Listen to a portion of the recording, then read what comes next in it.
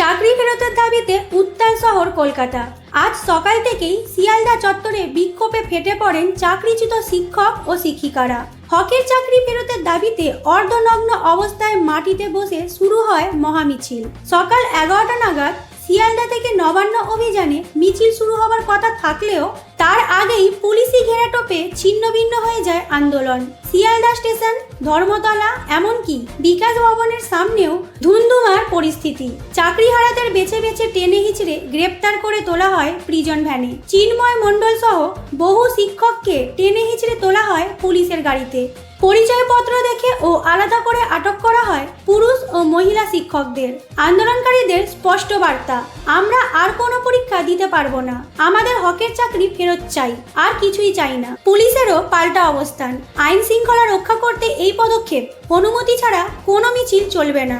আজকের আন্দোলন ছিল প্রতীকী, কিন্তু আন্দোলনকারীদের হুঁশিয়ারি, চাকরি ফেরত না পেলে সামনে আরো বড় আন্দোলন আসছে।